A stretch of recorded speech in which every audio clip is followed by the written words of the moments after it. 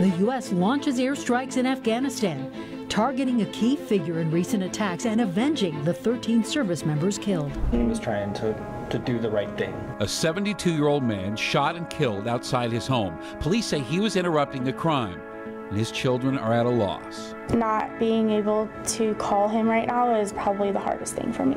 Plus, 2 Boulder County deputies are found guilty of manslaughter. It makes me feel like I'm doing everything I can to protect myself. And Coloradans roll up their sleeves for a third time. They can protect me, they can protect themselves, they can protect children. And we begin tonight with breaking news out of Afghanistan. U.S. forces have carried out airstrikes against the Islamic State. The military says a drone took out an ISIS-K militant who was believed to be planning more attacks. A U.S. official says there is no link, though, between Thursday's suicide bombing and this person who was killed. And we are also told there were no civilian casualties. 13 U.S. service members and more than 150 Afghan civilians were killed on Thursday. The White House warned today that more attacks are likely. At least 500 U.S. citizens are still trying to get out of Afghanistan and return to the U.S. The athletic director at Chatfield High School has been ordered to appear in court on a charge of failure to report child abuse or neglect. AD Craig Auckland and Principal Trad Brower were placed on administrative leave earlier this week. Neither the Jeffco School District nor the DA's office is elaborating on the investigation. 2 now former Boulder County deputies have been convicted of manslaughter in the death of a 23-year-old man. James O'Brien and Adam Lunn knew Demetrius Shankling was heavily intoxicated when they put him face down in a transport van in 2018. Shankling lost consciousness and died, and an autopsy showed he could not breathe because of how his body was positioned. O'Brien and Lunn will be sentenced November 4th, and they're looking at between 2 and 6 years in prison. Well, an arrest made in the shooting of a 72-year-old man in Broomfield. 22-year-old Joseph Maestas Sanchez is accused of shooting Michael Lewis early Wednesday morning, and tonight he's being held without bond. And today, Denver7 CB Cotton sat down with Lewis's children, who say their dad was trying to protect the neighborhood. This is my oldest daughter and I and my dad. These photos tell the story of a father who loved his kids and the people around him. This was my senior year. He got voted most supportive male parent that year. Alyssa and Sean say their father, Michael Lewis, carried that kind of love to their children, his grandkids. He wanted to know what they were doing, where they were, if he could go to whatever they were doing. But there's one chapter in Michael Lewis's story that no one saw coming. I don't think anybody thinks this could ever happen to someone you know. Michael was shot and killed Wednesday morning after police say he confronted a man who was breaking into cars. He was trying to do the right thing, to look out for your neighbors, and he paid the ultimate price for that. I think he would do it again, even if he knew the outcome. Protecting others, second nature for the Army veteran, occasional coach. My brother and I both did track, and he wiggled his way into helping coach track in high school. Member of the 10th Mountain Division reenactment group. He did this a lot. This was his other passion when he wasn't with our kids or with us. And high school softball fan. Today they had a game and they put a chair out there for him in right field because that's where he sat. Michael lived 72 extraordinary years. He was kind, he was loving. He was the one that we always knew we could look up to for guidance and for just support. His kids just wish he could have been here for a few more. I love you. And I wish you were here. CB Cotton, Denver7. What a loss. And friends have launched a GoFundMe account to support that family, and we've put a link to that on the denverchannel.com. 793 people are spending the night in a Colorado hospital with a confirmed or suspected case of COVID-19. Nearly 1,500 of the state's 1,700 ICU beds are in use. At 86%, that is the highest occupancy rate of the pandemic. The state says at this rate, about 1 in 10 Colorado hospitals expects to be short on beds next week.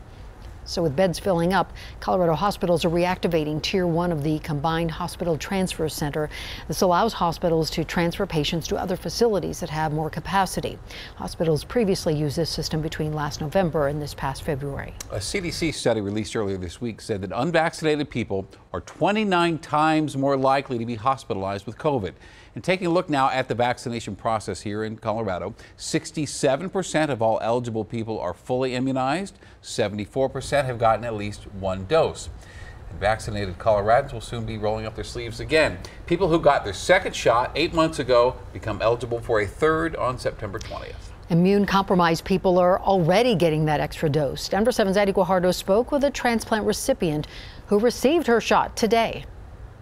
Donna Bolt is used to hospitals. She's a former nurse and patient. Came here and was diagnosed with liver disease. Her son David stepped in 13 years ago as her donor. But now Donna has the Delta variant, a more contagious strain to worry about. It's a lot easier for any kind of virus or bacteria or something to invade my system than it would be for it to invade someone else's system. As an organ transplant recipient, she's immunocompromised, a population that includes cancer patients, stem cell transplant recipients, and people with HIV. Immunocompromised people make up 3% of the population and account for a large portion of breakthrough cases. To help protect them against COVID-19, the FDA authorized a third dose. And that's great. Dr. Thomas Campbell with UC Health says people with weak immune systems desperately need the boost in protection. First two doses never get them to the level that they need. Getting that third dose will get more of them to the level that's needed.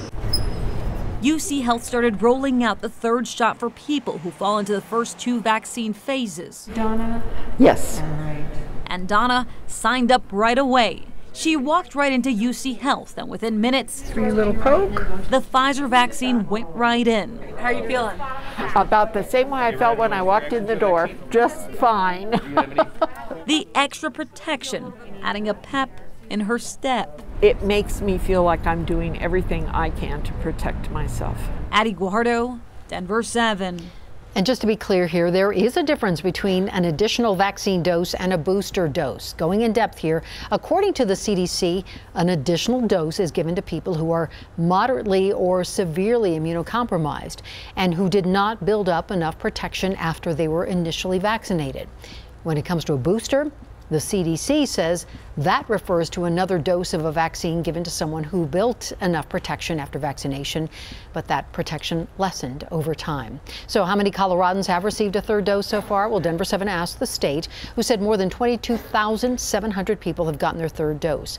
That number does not include people who skirted the system to receive a third shot. And let's take a look at the CDC's guidance on boosters. So starting mid-September, third shots will be offered to adults who received their second dose of either Pfizer or Moderna at least 8 months earlier.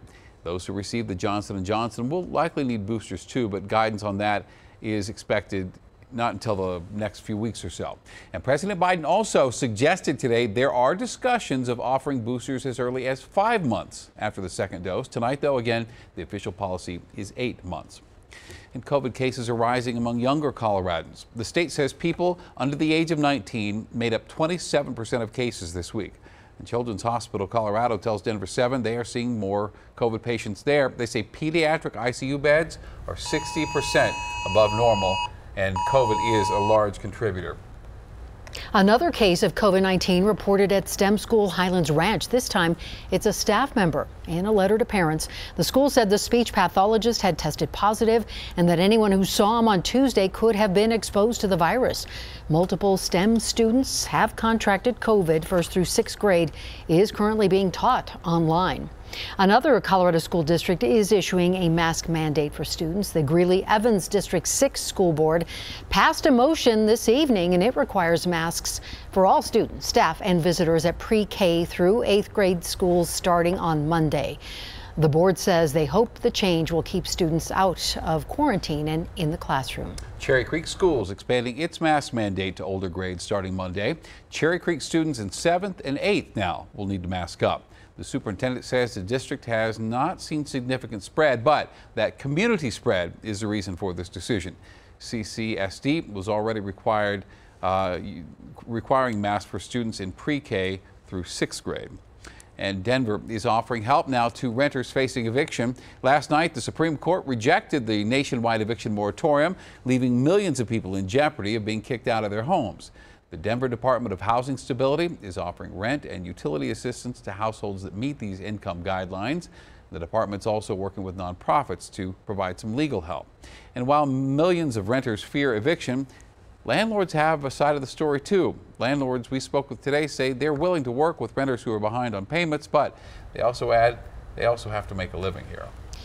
We now have more details about the memorial service for former Governor Dick Lamb, who died late last month. The service will be held on Tuesday at 3:30 at Wings Over the Rockies Museum.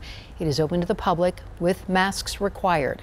Governor Polis will speak, former Denver Mayor Wellington Webb will give the eulogy, and former First Lady Dottie Lamb will also offer remarks. Dick Lamb was 85 and died following complications from a pulmonary embolism. This should not be happening right now. Coming up, a Gold Star mom on leaving Afghanistan and life after loss. We're all suffering the same pain all over again. We could see strong thunderstorms across parts of Colorado on Saturday, but what about the Bronco game? I'll have that forecast for you coming up. And New Orleans hunkers down and awaits Hurricane Ida's arrival.